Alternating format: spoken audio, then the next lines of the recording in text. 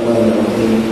Wa kadzalika fi sa'il akhbar nahwal jahil wal juhli wal jubni wal jur'ati wal takabbur wal tawaddu wal ifrat wal israf wal takfir وغيرها فإن الكبر والكفر والجبن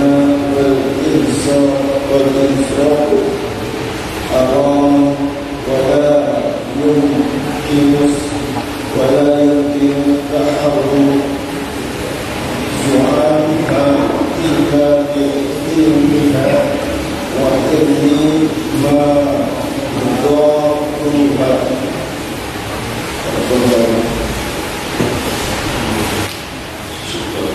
Bismillahirrahmanirrahim.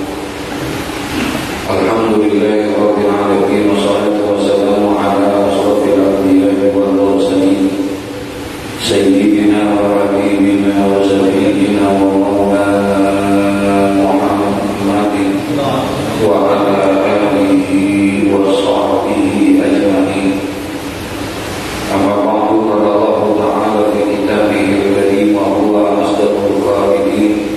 Rabbi shrah li sadri wa yassir li amri wahlul 'uqdatam min lisani yafqahu qawli. Rabbi yassir wa la tu'assir wa tammim bil khair subhanaka la ilma lana illa ma 'allamtana innaka antal alimul hakim wa la hawla wa la quwwata illa billahil 'aliyyil 'azim. Wa kadzalika fi sa'iril a'raqi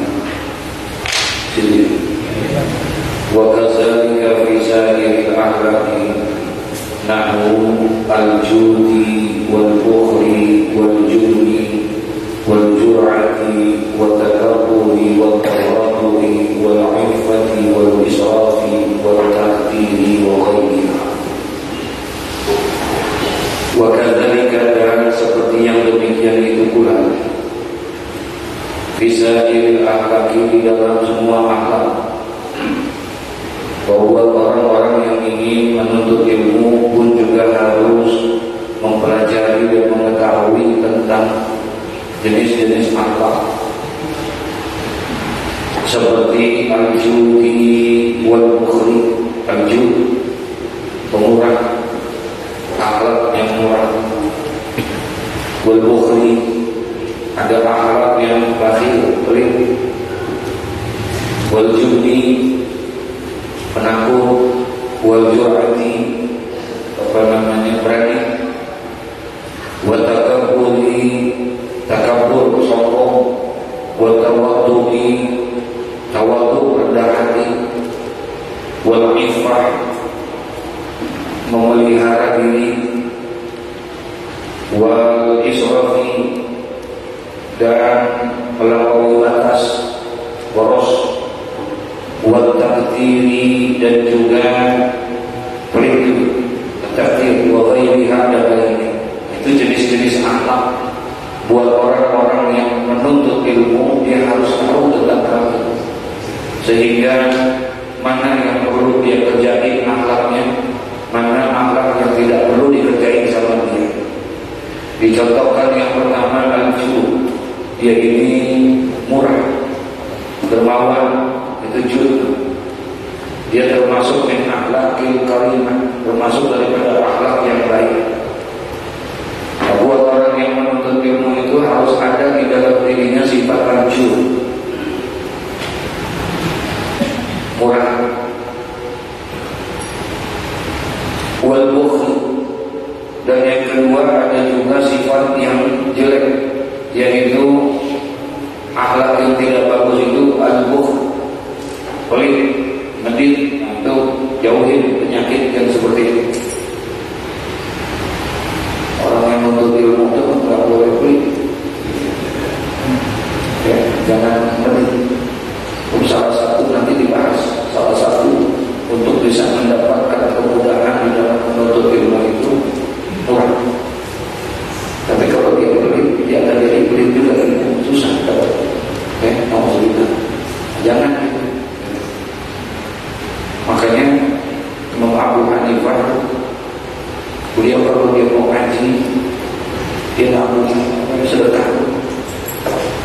Jadi kalau mau ngaji, sebelum dia ngaji datang ke majelis, dia sedekah.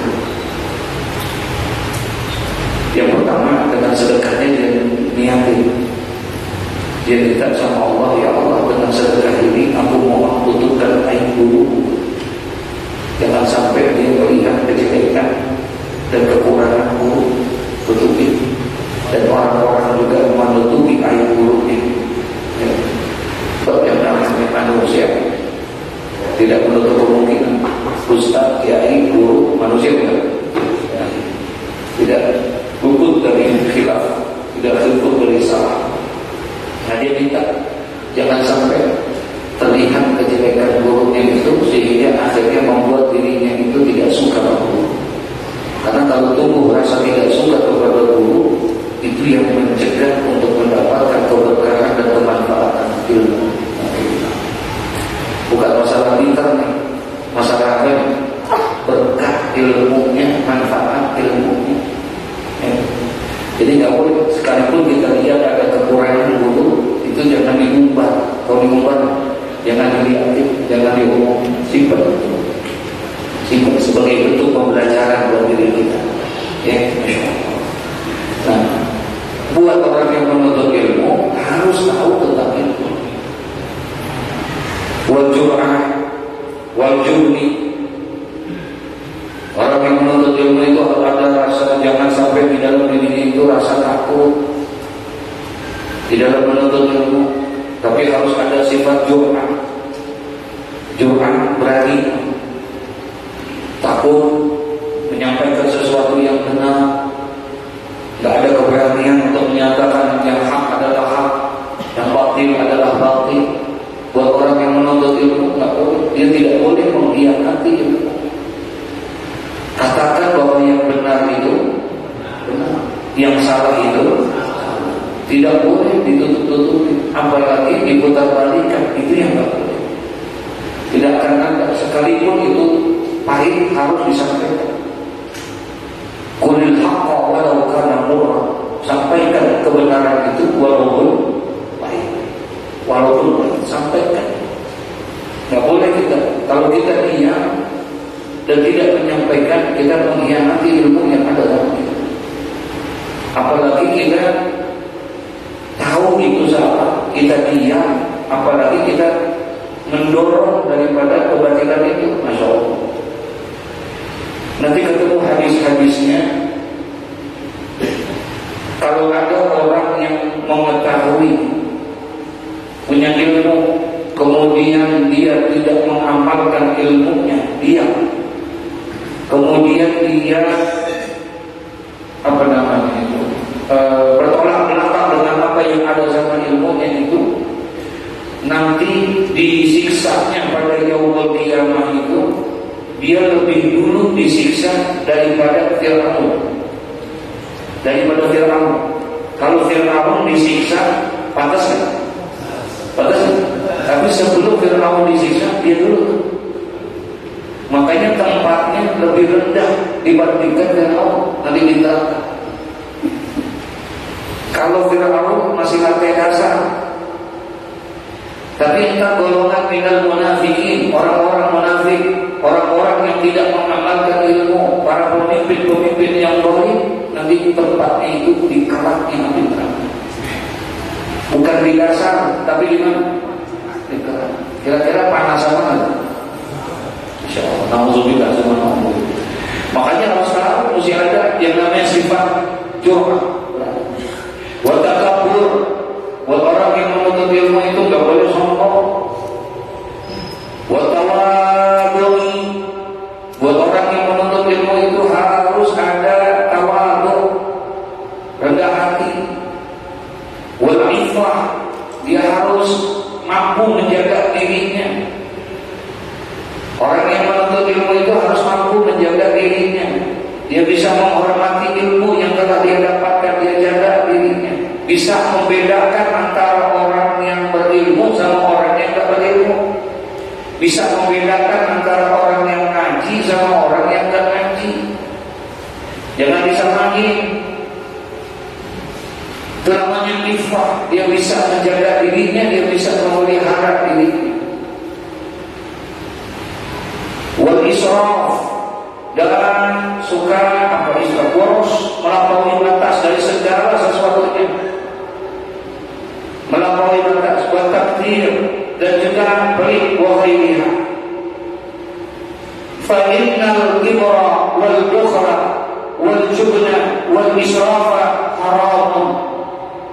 Kemudian diperjelas dengan fasihah, fa innal kibra, maka sesungguhnya sombong itu, wal bukhla, dan juga pelit itu, wal jubna, dan penakdir itu, wal israfa, dan juga melampaui batas itu, haramun, adalah sesuatu yang diharamkan. Pantang buat orang yang menuntut ilmu ada sombong di dalamnya. Pantang buat orang yang menuntut ilmu itu pelit di dalam dirinya. Pantang buat orang yang menuntut ilmu itu penakut. Pantang buat orang yang menuntut ilmu itu boros atau melampaui batas di dalam melakukan haram, itu dilarang, haram. Wala yumkinu taharruzu anha, dan tidaklah mungkin dia dapat menjaga dirinya anha, daripada itu semua. Tidak akan mungkin dia bisa menjaga dirinya daripada sifat sombong. Tidak mungkin dia bisa menjaga dirinya dari sifat bakhil, sifat penakut, dan lain sebagainya, sifat-sifatnya jelek, illa bi ilmiha, kecuali dia harus mengetahui maka ilmunya. Bagaimana mungkin dia bisa menjaga dirinya dari sombong kalau dia tidak tahu sombong itu baik atau jelek? Bagaimana dia mau tahu? Dia mau menghindari dirinya daripada perbuatan pelit, kalau seandainya dia tidak tahu bahwa pelit itu bagus atau tidak. Jadi dia akan bisa menghindari perbuatan-perbuatan yang jelek. Dia bisa melakukan perbuatan-perbuatan yang baik kalau dia mengetahui tentang ilmunya. Makanya kata Al-Imam Al-Habib Ali bin Husain Al-Qattas, guru daripada tuan guru kita Abdul Seki Haji Muhammad Syafi'i Al-Ami, Habib Ali Umur disebutnya kan. Beliau itu dijuluki sama ulama namanya Bahrul Ulum, lautan ilmu. Karena begitu luasnya dia punya ilmu. Beliau menafsirkan ayat, ya ayyuhalladzina amanu ittaqullaha haqqa tuqatih wa la tamutunna illa wa antum muslimun. Ditafsirkan dan dijelaskan oleh beliau bahwa makna ittaqullaha haqqa tuqatih, bertakwalah kamu dengan sebenar-benarnya takwa adalah thalabul ilmi, menuntut ilmu. Itu takwa yang paling sebenar-benarnya adalah menuntut ilmu. Padahal takwa itu definisinya adalah definisinya itu imtisalul awamir wajtinabu nawahi. Itu takwa. Pengertian takwa itu adalah imtisalul awamir wajtinabu nawahi, menjalankan perintah-perintah Allah dan menjauhkan larangan-larangan Allah. Itu takwa. Bagaimana mungkin kita bisa menjalankan perintah-perintah Allah kalau kita tidak tahu apa yang dimaksud dengan perintah Allah itu? Bagaimana mungkin kita bisa menghindari daripada mencegah perbuatan-perbuatan kemungkaran kalau kita tidak tahu apa saja yang dilarang oleh agama?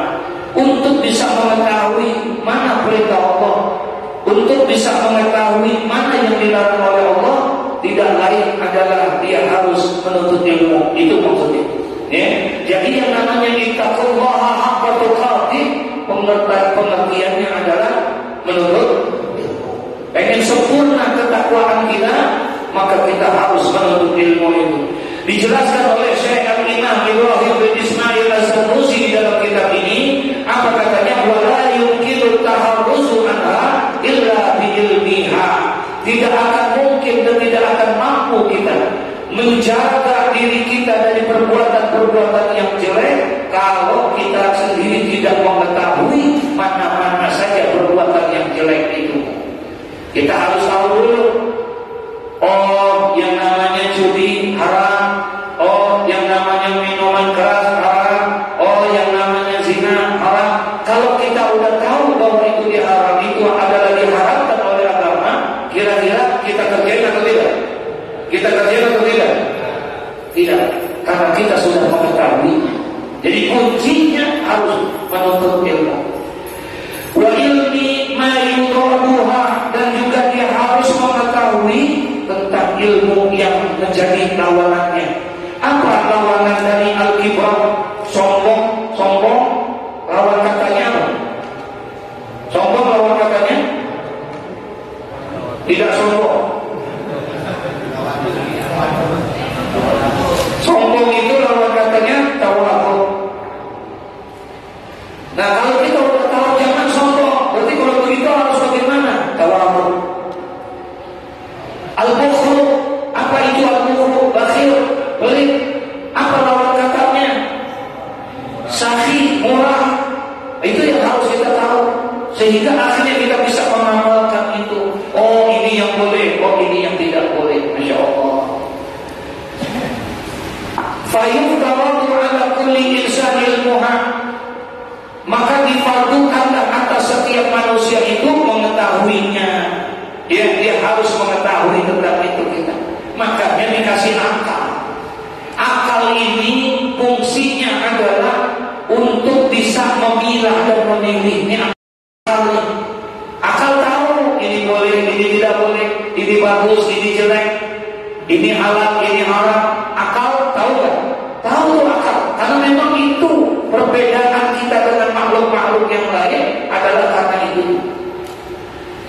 Kalau ada ayat yang mengatakan laqad khalaqnal insana fi ahsani taqwim, sungguh telah kami ciptakan manusia dalam bentuk yang paling sempurna dibandingkan dengan makhluk-makhluk yang lain. Di mana tuh perbedaannya? Kesempurnaan manusia dibandingkan dengan makhluk-makhluk yang lain.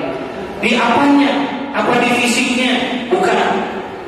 Kalau bicara gede, ada lagi makhluk yang lebih gede dari manusia. Betul. Kalau bicara indahnya mata, ada lagi mata yang lebih indah daripada mata manusia. Kalau bicara masalah tangan, ada lagi yang lebih bagus tangannya daripada manusia. Lalu apa kelebihannya? Laqad khalaqnal insana fi ahsani taqwim. Apa yang dibedakan antara manusia dengan makhluk yang lain? Tidak lain adalah diberikannya apa? Akal. Ini akal yang bisa memilah dan memilih. Tapi akal itu tidak bisa kalau tidak ada tuntunan. Tahu dia itu benar, tapi ternyata tidak melakukan kebenaran itu. Tahu itu salah, tapi justru salah itu dilakukan oleh dia. Ada nggak yang begitu? Makanya harus ada yang mengarahkan, ada yang menuntun. Siapa yang menuntun? Allah turunkan kitab suci untuk menuntun itu. Diturunkan ke kitab suci. Dari sekian banyak kitab-kitab suci, wajib kita mempercayai tentang adanya kitab-kitab suci yang telah Allah turunkan kepada para rasul. Akan dianggap rusak iman kita, akidah kita, kalau kita tidak percaya tentang adanya Injil. Nggak boleh kita tak percaya tentang adanya Injil. Nggak boleh kita tak percaya kalau seandainya nggak ada kitab Taurat, nggak ada kitab Zabur. Nggak boleh. Karena salah satu di antara rukun iman adalah kita diwajibkan untuk percaya kepada apa? Kitab-kitab Allah. Percaya kepada kitab Injil wajib kita, tapi tidak wajib untuk mengamalkannya. Percaya kita kepada Taurat, tapi kita tidak wajib untuk mengamalkannya. Lalu bagaimana dari sekian banyak kitab yang telah Allah turunkan? Kalau kata Syekh Dahlan di dalam kitab Bahjatul Wasail, ada 114 kitab yang Allah turunkan kepada Rasul. Ada 114 kitab yang telah diturunkan. 50 kitab Allah turunkan langsung kepada Nabi Allah Sis alaihissalam. Nabi Allah Sis alaihissalam adalah putra Nabi Adam alaihissalam. Satu-satunya anak Nabi Adam yang tidak kembar Nabi Sis. Kalau yang lainnya anak Nabi Adam itu kembar, laki perempuan, laki perempuan, laki perempuan, laki perempuan. Sehingga akhirnya terjadi perkawinan apa? Satu-satunya anak daripada Nabi Adam yang tidak kembar adalah Nabi Allah Sis alaihissalam. Kenapa? Karena Allah pengen jaga di situ. Di situ ada sulbi, di dalam sulbinya dia Allah titipkan itu yang namanya nurnya Nabi Muhammad. Jadi nurnya Nabi Muhammad Allah titipkan pertama kepada sulbinya Nabi Adam. Makanya kenapa orang disuruh sujud kepada Nabi Adam? Kata ulama-ulama sir, karena di dalam sulbinya Nabi Adam ada nurnya Nabi Muhammad. Itu yang disebabkan untuk mengapa dia disuruh sujud di dalam. Kemudian dititipkan kepada Nabi Allah sampai kepada Nabi Ibrahim. Bahkan dikatakan kenapa Nabi Ibrahim tidak terbakar ketika dilemparkan ke dalam api? Karena di situ ada nurnya Nabi Muhammad. 50 kitab Allah turunkan kepada Nabi Allah 30 kitab kepada Nabi Idris, 20 kitab kepada Nabi Ibrahim, 100 kitab juga. Ulama tidak berbeda pendapat tentang ini. Yang berbeda pendapat yang 10. Tadi 114. Yang sudah ada tadi berapa? 150 kepada Nabi Isis, 30 kepada Nabi Idris, 20 kepada Nabi Ibrahim. Lalu yang 10 itu berupa mushaf. Ada 2 pandangan berbeda pendapat ulama. Ada yang mengatakan yang 10 ini Allah berikan kepada Nabi Adam alaihissalam. Kepada Nabi Adam alaihissalam berupa mushaf. Tapi ulama sebagian mengatakan bukan kepada Nabi Adam. 10 mushaf itu Allah berikan kepada Nabi Musa sebelum Nabi Musa mendapatkan kitab Taurat. Sebelum Nabi Musa dapat kitab Taurat, Allah kasih dulu 10 perintah daripada mushaf itu. Makanya dulu ada berapa? Abad 10 komando. Ya, kalau tentang Nabi Musa 10 perintah Tuhan. 110. Kemudian yang 4 itu baru yang kita selama ini kenal, yaitu Zabur, Taurat, Injil, dan apa? Al-Quran. Wajib kita percaya itu. Rusak kita kalau iman kita tidak percaya tentang itu. Tapi tidak wajib untuk mengamalkannya. Makanya sahabat pernah bertanya kepada Nabi Muhammad. Mereka bertanya, ya Rasulullah, kalau kami disuruh mengimani Injil, bagaimana sikap kami terhadap Injil? Bagaimana kami menyikapi Injil itu? Apa jawaban Nabi Muhammad? La tukazzibuhu jami'an wa la tusaddiquhu jami'an. Jangan kamu benarkan semuanya dan jangan kamu dustakan semuanya. Karena kitab-kitab yang lain sudah banyak terintervensi daripada manusia-manusia. Beda dengan Al-Quran. Makanya dari 114 Al-Quran itu, 114 kitab itu disempurnakan di dalam satu kitab suci yang bernama apa? Al-Quran. Di dalam Al-Quran dibicarakan tentang yang 113 kitab itu ada di dalam. Tentang Nabi Allah tentang Nabi Adam, tentang Nabi, semua diceritakan dalam Al-Quran, disempurnakan di dalam Al-Quran. 113 surah masuk di dalam Al-Quran, 30 juz. Dari 30 juz yang 114 surah ini kemudian disempurnakan, disimpulkan, dirangkum dalam satu surah. Dari 114 surah yang ada di dalam Al-Quran dirangkum di dalam satu surah, yaitu surah apa? Suratul Fatihah. Jadi suratul Fatihah kandungannya itu 30 juz. Makanya Al-Fatihah itu sering disebut dengan istilah apa? Ummul Kitab. Mari Bapak-bapak, sebelum kita acara kita mulai, kita baca Ummul Kitab. Begitu kan? Induknya kitab dari induknya Al-Quran adalah Al-Fatihah. Makanya 114 surah yang ada di dalam Al-Quran yang wajib di dalam sembahyang yang dibaca hanya satu surah, yaitu surah apa? Fatihah. Yang lain sunnah. Sah sembahyang kita enggak baca Qul ya ayyuhal kafirun. Sah sembahyang kita kalau kita enggak baca Sabbihisma rabbikal a'la. Tapi tidak sah sembahyang kita kalau kita tidak membaca apa? Suratul Fatihah. Fatihahnya wajib kita baca. Di dalam Suratul Fatihah dirangkum lagi kata ulama. Di mana di dalam rangkumannya itu terdapat di dalam satu kalimat, yaitu apa? Bismillahirrahmanirrahim. Masya Allah, begitu indahnya Al-Quran. Makanya kunci dari semua keberkahan itu, Allah akan berikan rahmat di dalamnya kalau semua aktivitas kita diawali dengan membaca apa? Bismillah. Kullu amrin zibalin la yudau bi bismillahirrahmanirrahim fahuwa aqta. Semua perkara, semua urusan apabila tidak diawali dengan membaca bismillahirrahmanirrahim fahuwa aqta, putuslah rahmat Allah di dalamnya. Nggak ada rahmatnya, nggak ada keberkahannya, dan dia tidak bisa menjadi ibadah. Apapun yang kita kerjakan, apapun yang kita lakukan, kalau diawali dengan membaca Bismillahirrahmanirrahim, maka pekerjaan dan perbuatan itu punya nilai ibadah. Jadi ibadah semuanya. Ini hakikatnya kenapa Allah turunkan ayat wa ma khalaqtul jinna wal insa illa liya'budun, dan tidaklah kami ciptakan jin dan manusia kecuali adalah untuk apa?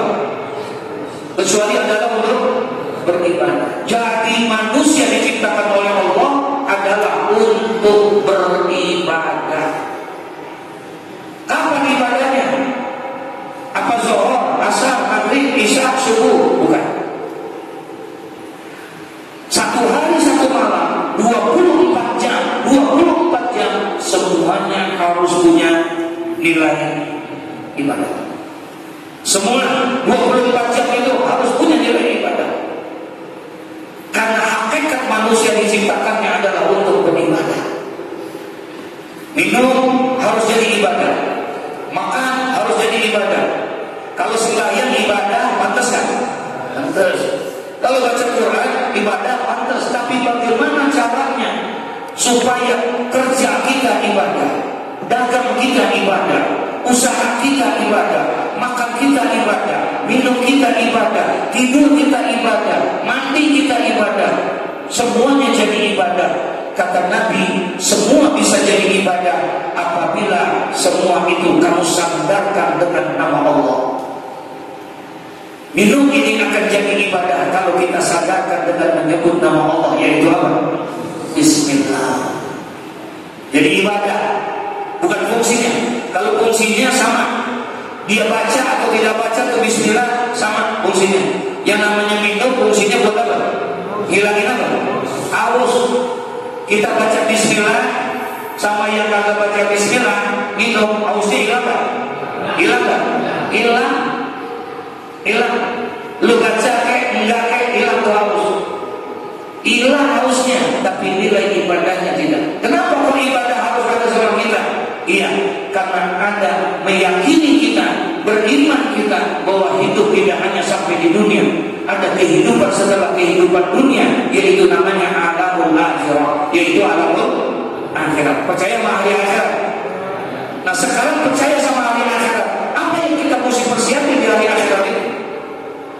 Bekal apa yang kita mesti bawa untuk menghadap kepada Allah Subhanahu wa Ta'ala? Bekalnya mesti bawa air ini ke sana, biar kita nggak haus, bawa tuh dalam. Enggak, bukan. Yang kita bawa adalah pahala-pahala ibadah yang kita kerjakan. Semakin banyak pahala kita, berarti semakin banyak bekal kita nanti di sana. Insya Allah. Nah, jadi katanya harus tuh.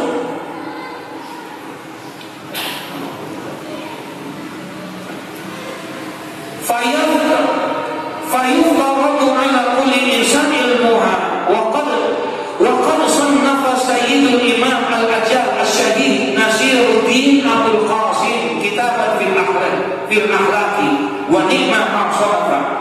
Dan sungguh telah mengarang oleh sayyidul imam al-ajal al-syahid Nasiruddin Abdul Qasim kitaban, satu kitab fil akhlaqi, tentang menjelaskan akhlak, dikarang oleh Syekh Nasiruddin Abdul Qasim tentang kitab berkaitan dengan akhlak. Wa ni'ma ma'sarafa, dan inilah sebaik-baiknya kitab yang dikarang oleh beliau. Apa katanya? Fayajibu ala kulli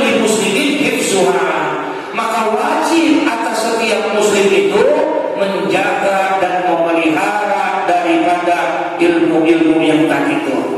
Tahu bedain mana sombong, mana rendah hati, mana pelit, mana murah, mana penakut, mana berani. Harus tahu. Wa amma hifzu ma yaqa'u fi ba'dil ahayini fa fardun 'ala sabilil kifayah. Dan adapun menjaga, yaitu sesuatu yang terjadi pada sebahagian waktu, fafardu ala sabilil kifayah, maka jadilah kefarduannya itu atas jalan kifayah. Ada sesuatu ilmu itu yang terjadinya hanya dalam waktu-waktu tertentu saja, tidak menjadi kebutuhan sebagaimana setiap saat. Nah, ilmu yang hanya dalam waktu-waktu tertentu saja, fardu ala sabilil kifayah, maka fardunya itu atas jalan kifayah. Namanya fardu. Kemarin kita sudah jelasin salah satu di antara fardu kifayah di dalam menuntut ilmu. Misalnya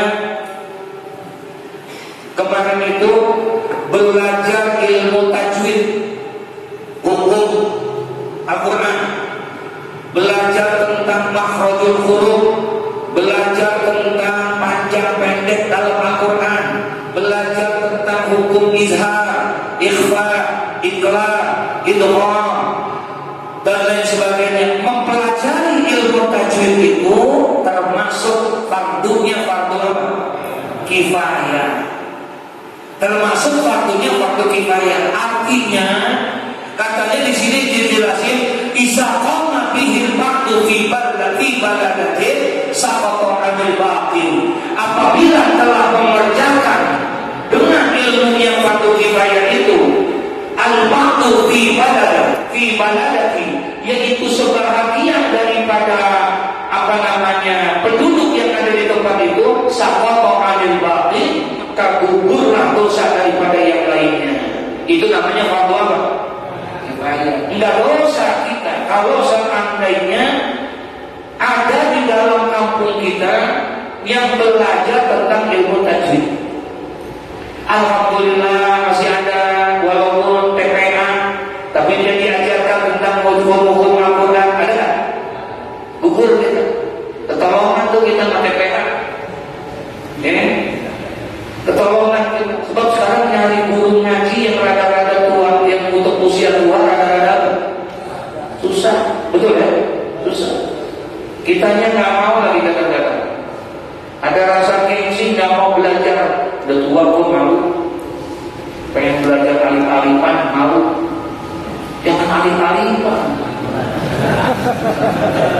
Kalau lu malu alif-alifan, belajar alif bener. Manfaatin. Baiklah Isyain antara maghrib sama Isya kita nggak ngapa-ngapain. Ada di teman kita yang tukang azan, ada di teman kita yang jadi imam, dia bisa baca Quran, dia bisa ini. Oh, mana? Belajar kita, masya Allah, luar biasa. Orang yang belajar Quran malah justru pahalanya dua. Pertama pahala belajar, yang kedua pahala membaca. Apalagi kita belajarnya sambil menangis. Ya Allah, segini baru bisa baca Quran. Gitu. Nangis kita itu, nangisnya itu menghapuskan dosa-dosa kita. Ya, jadi jangan malu gitu. Saya pernah diundang ada orang tua dulu lagi haji. Ikut sama saya, dia datang ke rumah orang haji, dia bilang, Pak Ustaz, saya ini pergi haji karena terpaksa. Saya bilang, terpaksa kenapa? Saya tidak bisa apa-apa, Ustaz. Baca Quran tidak bisa, baca ini tidak bisa, ini tidak bisa. Terus ini apa yang dasar dia sebenarnya? Karena dia terpaksa, dia bilang, saya ini suka mancing. Jadi setiap saya mancing, orang bilang, Pak Haji, orang mancing, begitu doang kan? Dia gara-gara begitu doang. Jadi setiap mancing dipanggil lagi, Pak Haji, Pak Haji. Saya jadi malu, saya sembarang juga kan? Tapi saya nggak bisa apa-apa nih Pak Ustaz.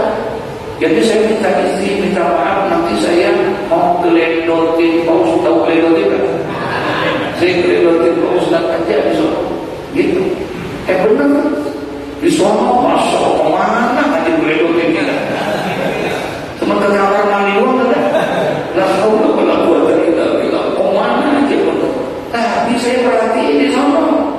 Ternyata tuh dia nggak malu, dia belajar tuh sama temen-temennya, kamarnya, belajar Quran, belajar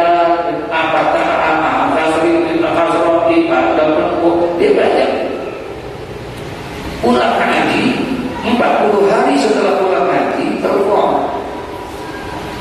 Pak Ustaz, besok malam minggu tolong kalau ada waktu ke rumah Pak Ustaz.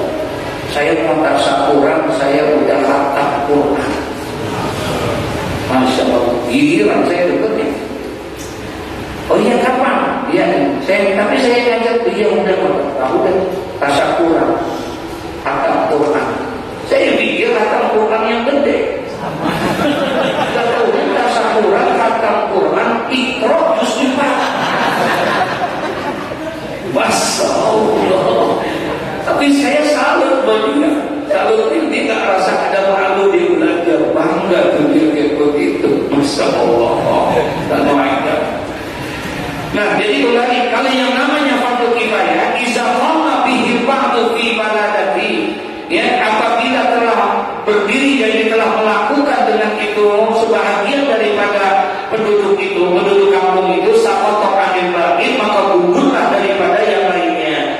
Fa illam yakun fi baladati, maka jikalau tidak ada di dalam masyarakat kampung itu man yaqumu bihi, dia orang yang belajar, pahami?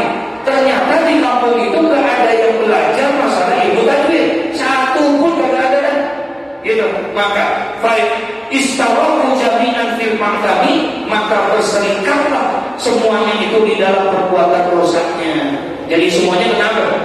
Dosa, karena tidak ada yang belajar tentang ilmu itu. Masya Allah, ya. Fayajibu 'alal imam ayyamurahum bi dzalika, dan wajib atas imam, pemimpin. Siapa nih pemimpin? RT, RW, lurah, ayyamurahum bi dzalika, untuk memerintahkan kepada mereka itu belajar tentang itu. Ini muslimin. Kalau seandainya nggak ada yang belajar ilmu tajwid, pemimpin-pemimpin yang ada di tempat itu harus seperti itu. Harus tuh bikin peraturan, pokoknya harus belajar, harus belajar. Wajib belajar. Fayajibu 'alal imam, maka wajib atas imam. Baik imam formal ataupun imam yang non formal, apalagi yang formal, RT, RW itu formal. Dia kampung yang nggak ada, wajib dicari, panggilin guru, suruh ngajar di penduduk situ, duduk di kampung itu, buat nyelamatin supaya tidak kena dosa semuanya. Wajib itu belajar. Iya, kalau RT-nya demen ngaji. Kalau dia nggak demen, masya Allah, masya Allah. Alhamdulillah sama alhamdulillah mental. Wa yusbiru ahlal baladati ala zalika, dan dia harus, imam itu bukan hanya wajib untuk memerintahkan belajar ilmu tajwid, dia wa yusbiru ahlal baladati ala zalika, bahkan pemimpin itu wajib memaksakan kepada penduduknya untuk belajar itu. Masya Allah, ini kalau kita punya pemimpin yang begitu enak. Cari pemimpin yang punya peduli kepada keagamaan. Mau bagaimana itu keadaan kampung, semua tergantung daripada pemimpin. Semua tergantung daripada pemimpin. Kalau seandainya pemimpinnya, maaf ucap ini, andai kata penduduknya rajin ibadah, taat kepada Allah, tapi pemimpinnya orang yang tidak peduli kepada agama, paham? Penduduknya rajin ibadah, tapi pemimpinnya tidak punya perhatian apa, lagi tidak suka sama agama, habis dah. Dia bikin peraturan, dilarang pengajian. Bisa bilang? Dilarang zikir, dilarang ada pengajian taklim apa ini? Habisnya tergantung pemimpin. Tapi walaupun pemimpinnya, rakyatnya tukang maksiat, di masyarakatnya itu banyak orang yang berbuat dosa, tapi pemimpinnya peduli kepada agama, paham? Pemimpinnya peduli sama agama, hilang tuh maksiat, hilang tak? Hilang maksiat dengan pemimpinnya yang punya perhatian kepada agama. Kalau enggak bisa. Semuanya tergantung adalah dengan pemimpin. Masya Allah. Wa yusbiru ahlul balagati ala dhalika faqila bi anna ilma ma yaqau ala nafsihi, dan dikatakan bahwasanya mengetahui ilmu yang terjadi kepada dirinya gitu. Kalau tadi buat waktu sekarang kewajibannya kepada diri kita fi jami'il ahwali, pada semua keadaan. Kalau tadi fardu kifayah hanya dalam waktu-waktu tertentu saja. Kalau ini fi jami'il ahwali, pada semua keadaan, bi manzilatil ta'ami, maka kedudukannya ilmu itu sama seperti kedudukannya makanan. Kita butuh makan, butuh makan kan? Maka itu adalah kewajiban yang sama seperti kayak kewajiban fardu di fardu ain. Kalau tadi fardunya fardu, kedudukannya di manzilatil ta'am, la budda li kulli wahidin min zalika. Tidak boleh tidak, harus bagi setiap orang itu dia membutuhkan makanan. Siapapun dia, yang tua butuh, yang muda, yang besar butuh, yang kecil butuh, semua butuh dengan makanan. Itulah yang disebut dengan ilmu fardu, yang fardu apa? Wa ilma ma yaqau fi ba'dil ahayina bi manzilatil dawa. Sementara ilmu yang terjadinya itu yang dibutuhkannya dalam waktu-waktu yang tertentu saja, yang seperti fardu kifayah tadi itu bi manzilatil dawa. Kedudukan ilmu yang fardu kifayah di manzilatil dawa, kedudukannya seperti kayak obat. Kalau makanan pagi, siang, sore, malam kita selalu makan, betul ya? Benar sih, makannya 3 kali. Cuma yang namanya Mindo, yang namanya kopi dan lain sebagainya. Nah, tapi kalau yang fardu kifayah itu di manzilatil dawa seperti obat. Kalau obat minumnya ada waktunya nggak? Ada waktunya nggak? Kata dokter minumnya sehari 2 kali. Kata dokter minumnya obat sehari 3 kali. Itu berarti ada waktu. Nah itu waktunya fardu kifayah. Yahtaju ilaihi ba'dul awqat. Yang dibutuhkannya itu obat adalah sebagian waktu, bukan tiap saat. Bukan tiap saat. Nah kemudian selanjutnya, wa ilman nujumi, dan ilmu nujum. Apa ilmu nujum? Ilmu nujum. Nujum itu ilmu perbintangan. Nujum kan nujum itu bintang. Perbintangan, peramal. Paham ya? Ngeramal-ngeramal. Ilmu-ilmu tentang ilmu-ilmu spiritual kayak begitu dah, paranormal. Ya. Nah, ini katanya wa ilman nujumi bi manzilatil marad. Kedudukan ilmu nujum itu seperti penyakit. Kalau tadi yang fardu kifayah kedudukannya hanya seperti apa? Obat. Kalau yang fardu ain kedudukannya seperti makanan yang kita bisa makan setiap saat. Tapi kalau obat yang fardu kifayah nggak bisa. Nah, tapi ilmu nujum yang model begini nih, itu kedudukannya seperti apa? Penyakit. Ada yang mau sakit kan? Fata'allumuhu haram. Maka mempelajari hal yang seperti itu haram. Li'annahu yadurru wa la yanfa'u. Karena ilmu yang macam begitu banyak mudaratnya, bahaya.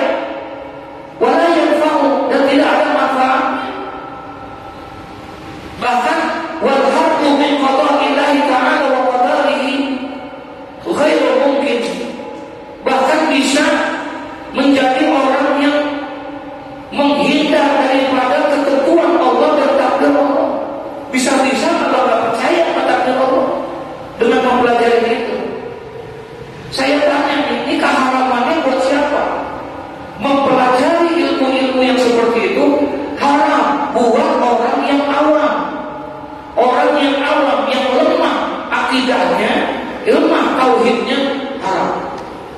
Tapi buat orang yang sudah punya kemampuan, akidahnya kuat, tauhidnya kuat, mempelajari ilmu ini, makruh hukumnya. Nggak sampai haram, tapi hanya apa? Makruh. Kenapa? Karena ini ada manfaatnya juga. Ilmu falak, itu ilmu falak, ini ilmu lucu kan? Kita suka lihat ada jadwal sholat. Ada jadwal sholat, bahkan ada yang bikin jadwal sholat seumur hidup. Ada itu ilmu yang mempelajari ilmu jadwal sholat, kapan waktu sholat, buka puasa dan lain sebagainya, masuk dalam kategori ilmu ini. Masuk di dalam kategori ilmu an-nujum. Ya, nah buat yang seperti itu, buat orang yang awam, yang kagak imannya kagak kuat, tauhidnya gak kuat, belajar ilmu ini haram hukumnya. Kenapa? Karena dia bisa mengingkari Allah. Apalagi kalau misalnya udah bisa jalan di atas air, wah udah saking hebatnya belajar, kemudian bisa jalan di atas air. La haula wala quwata illa billah. Masya Allah. Dulu ada cerita Nabi Musa, Nabi Isa alaihissalam, pernah satu hari Nabi Isa berjalan, kemudian tiba-tiba ada seseorang datang. Dia bilang, ya Nabi Allah, aku ma'aka, boleh gak aku nemenin kau? Kepada Nabi Isa lagi sendiri. Ini orang datang mau nemenin. Kata Nabi Isa, oh iya baik, boleh. Duduklah dia sama Nabi Isa, duduk berdua. Kemudian Nabi Isa ngeluarin tasnya, dibuka tasnya, ternyata ada sepotong roti. Nah kemudian roti itu gede, dia rotinya Arab, ini roti Arab nih. Ini rotinya gede, kemudian Nabi Isa tuh roti dibelah tiga, padahal orangnya berdua dia nih. Nabi Isa sama dia dibelah sama Nabi Isa, 2, 3. Satu buat Nabi Isa, satu buat dia, satu lagi nanti buat nambah. Dah, makan dah. Nabi Isa makan, dia makan. Selesai Nabi Isa makan, Nabi Isa permisi makan orang. Misi ya, saya mau ke sungai, mau ngambil air, mau minum. Nah, ini roti yang satu masih ada? Masih ada? Masih ada, belum dimakan. Nah, Nabi Isa jalan. Ketika Nabi Isa jalan, ambil air minum, balik lagi, duduk, rotinya nggak ada. Rotinya nggak ada. Kata Nabi Isa, mohon maaf, man akhadha roti? Siapa yang makan roti yang satu tadi?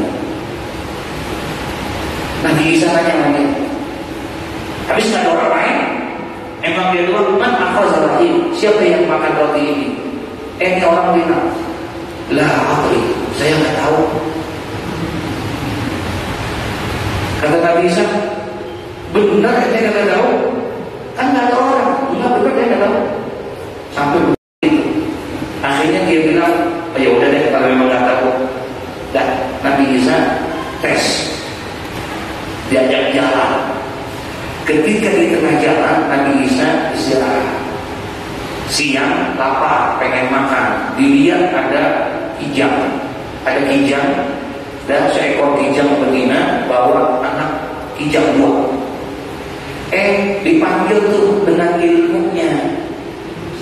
Isa, itu satu ekor anak daripada kijang itu diginiin, datang ke anak kijang, ke Nabi Isa. Kemudian sama Nabi Isa, dipanggil, dipotong. Habis dipotong, disembelih, kemudian dirapihin, dicuci, dibakar. Makan siang itu, ayo kita makan. Ini orang yang makan. Selesai rapi makan, Nabi Isa di depan dia, tulang belulang yang dimakan itu dikumpulin. Gitu. Kemudian Nabi bilang, apa kata Nabi Isa? Gum biiznillah. Dikumpulin itu tulang-tulang ini yang bisa makan. Gum biiznillah. Hidup lagi. Hidup lagi nih. Kira-kira tuh orang terkesima gak? Terkejut kan? Wah, hebat banget ilmunya nih. Kita kalau melihat orang yang kayak begitu, punya ilmu kayak begitu, takut atau berani? Seharusnya takut atau berani? Karena hebat. Binatang tulang udah kumpul, udah dikumpulin bisa apa? Hidup. Gombe istilah, hidup. Kaget dia. Kata dia, bisa, ilmumu hebat banget. Kata ini orang bilang, kata Nabi Isa, iya, ini karunia Allah. Allah kasih mujizat kepadaku. Engkau sudah menyaksikan ini, aku menghidupkan binatang yang sudah mati. Aku mau nanya sama engkau, mana aku roti? Tadi yang makan roti siapa? Tadi yang makan roti maaf saya nggak tahu. Tuh, padahal Nabi Isa udah nunjukin ilmu, seharusnya dia takut dan takut. Tapi dia bilang, saya nggak tahu. Benar yang tidak tahu? Iya. Dia udah jalan lagi. Jalan lagi ke Nabi Isa. Ditunjukin lagi ilmunya Nabi Isa. Apa yang ditunjukin sama Nabi Isa? Pengen nyebrang sungai. Perahu nggak ada. Lalu Nabi Isa pegang tangannya orang itu sama Nabi Isa, jalan di atas air. Masya Allah. Kagum lagi kan? Kagum lagi. Hebat amat engkau Isa. Engkau bisa menunjukkan ini. Engkau bisa membuktikan ini segala macam. Iya, engkau sudah melihat yang kedua mukjizatku. Allah berikan kemampuan, kekuasaan yang melalui diriku. Aku bisa berjalan di atas air. Orang tidak akan mampu melakukan. Boleh aku tanya? Mana aku salah? Tadi yang makan roti siapa? Apa kata dia? La adri, saya nggak tahu. Wangkeng. Masih kagak apa? Ya Allah. Nabi Musa kira-kira banget. Habis itu Nabi Isa dah tutup. Istirahat, tasnya yang kosong dibuka, dimasukin pasir, padang pasir dimasukin ke dalam tasnya Nabi Isa. Udah masuk penuh di tasnya gede. Apa kata Nabi Musa? Kata Nabi Isa kepada orang itu, kun zahaban biiznillah. Jadilah kamu emas dengan izin Allah. Tuh pasir jadi apa? Emas. Kun zahaban biiznillah. Jadilah pasir, engkau menjadi emas dengan izin Allah. Dibuka emas, ditumpahin tuh emas itu oleh Nabi Isa di depan Allah. Ini orang hijau melihat, hebat benar engkau Isa. Hebat benar. Nabi Isa diam. Kemudian Nabi Isa bagi 3 tuh emas. Ini buat siapa Isa? Ini 1/3 buat saya. Ini 1/3 buat kamu. Nah, ini buat siapa yang 1/3 lagi? Ini yang 1/3 buat orang yang ngambil roti.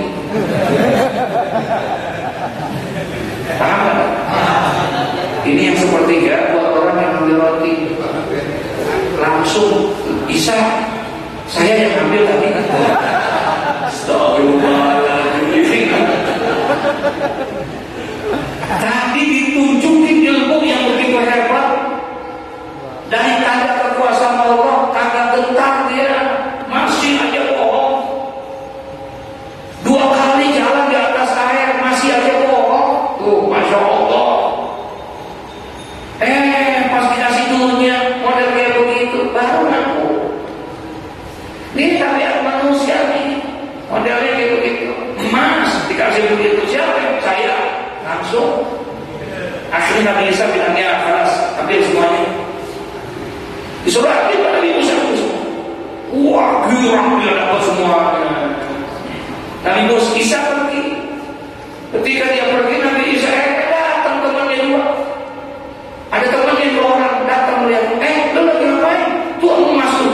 Dari mana lu dapat ini? Gue dikasih tadi sama Isa. Benar loh? Iya benar. Bagi gua dong. Ini dan lain sebagainya. Akhirnya ya udah kita bagi deh. Begini dah. Kita bagi 3. Cuma lu punya duit ya. Kalau bisa makan dulu, beli makanan. Ntar kalau dalam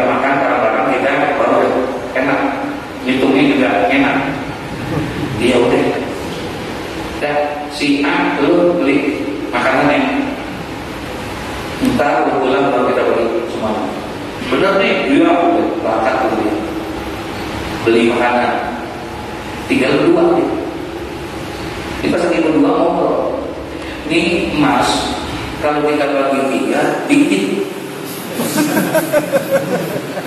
Terus bagaimana Bang? Bagi 2. Lah kan yang datang gimana? Gampang. Entar dia datang gua pukul pakai kapal, mati, buang ke laut. Selesai. Lu berani Bang? Berani kok. Pokoknya dia datang gua pukul. Begitu katanya. Dia lagi pokok berdua nih. Yang satu lagi ngapain? Yang satu lagi ngapain? Lagi jalan pengen beli makan. Kata dia, ntar gua pukul dia sampai, gua pukul mati, buang ke laut, selesai. Ya udah, oke setuju. Bagi 2. Ini jalannya nyari makan, mikir juga dia. Kata dia, enak banget. Dia berdua di situ. Ntar bagi 3, mendingan gua ambil semua tuh. Emas, gua ambil semua. Gimana caranya? Gua beli makanan, gua racunin. Paham? Gua racunin tuh makanan. Gua gak mau makan, ntar dia datang, dia makan, mati di bawah. Berarti gua datang. Dua-duanya punya pikiran yang apa? Ya. Akhirnya dia beli, dia campur tuh racun. Bayangkan dia mati kok. Gua dapat semuanya, gua sendiri. Kata dia. Kata yang kedua, lu yang mati. Lu datang gua ajar mati. Begitu. Ternyata benar. Ketika dia sampai dipukul sama balok, mati, buang ke laut. Gila dia. Mati. Ayo kita makan dulu sebelum ini. Enak udah makan, mati juga dulu. Apa kata Nabi Isa? Inilah dunia. Hati-hatilah engkau dengan dunia. Masya Allah. Kayak begitu dunia. Makanya jangan siapin roti di sini. Jadi ilmu nuzul itu haram, ya. Li'annahu yaqulu wa la yanfa'u wal harbu min qada'illahi ta'ala wa qadarihi ghairu mumkinin. Fayambaghi likulli muslimin, maka seyogianya bagi orang muslim ayastaghila fi jami'i awqatihi, bahwasanya dia menyibukkan dirinya fi jami'i awqatihi pada semua waktu-waktunya itu bizikrillah, dengan mempergunakan waktu-waktunya dengan apa?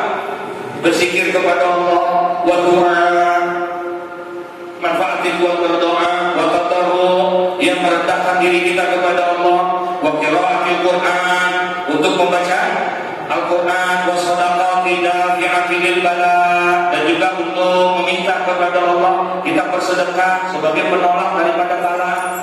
Wa yas'alullah ta'ala al-afwa wal 'afiyah fid dunya wal akhirah, dan kita minta bermohon kepada Allah Subhanahu wa taala akan minta ampunan dan juga minta keselamatan baik di dunia maupun liyasunahu ta'ala 'anil bala, supaya Allah memeliharanya ya daripada segala macam bala, 'anil bala wal afat, daripada bala dan juga malapetaka.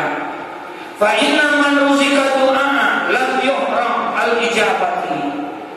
Barang siapa, maka sesungguhnya orang yang diberikan rezeki doa, diberikan rezeki doa, lam yuhram al-ijabah, maka tidaklah dia dihalangi akan ijabah. Orang kalau memang ditakdirkan oleh Allah untuk diijabah, pasti akan dikabulkan oleh Allah. Fa in kana al-bala muqaddaran yusibuhu la mahalata, maka jika adalah itu ujian, bala itu muqaddaran, memang ditakdirkan menimpa kepada dirinya, la mahalata, tidak boleh tidak, memang dia harus kena itu musibah kepada dirinya.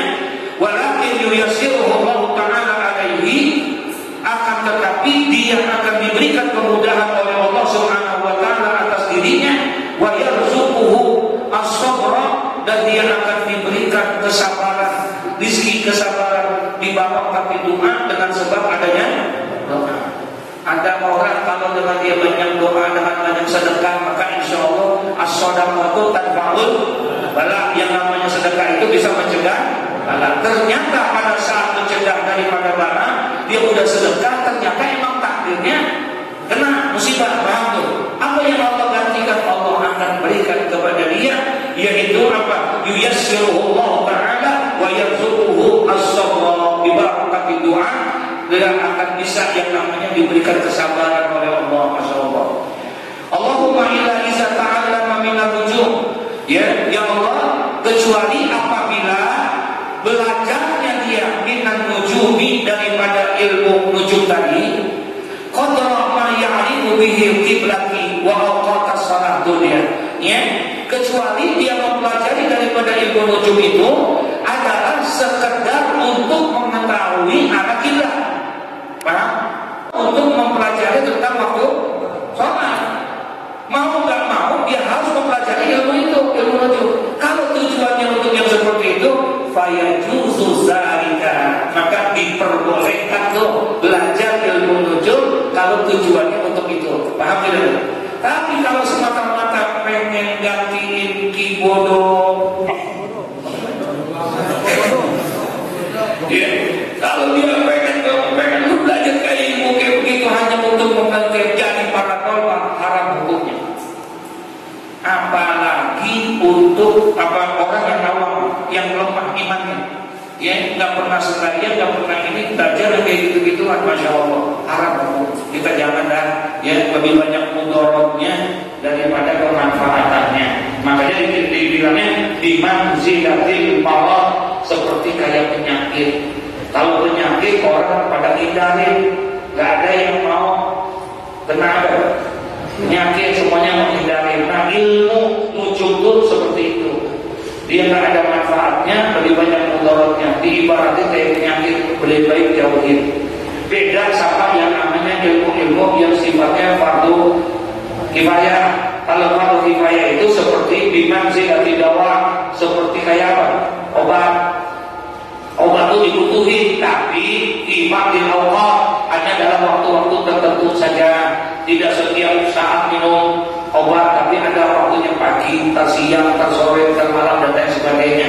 Tapi ada ilmu yang fardu ain bimanzilatil ta'am, kita butuhkan dengan makanan, kayak makan dong, kita butuhin kapan saja, minum kapan saja.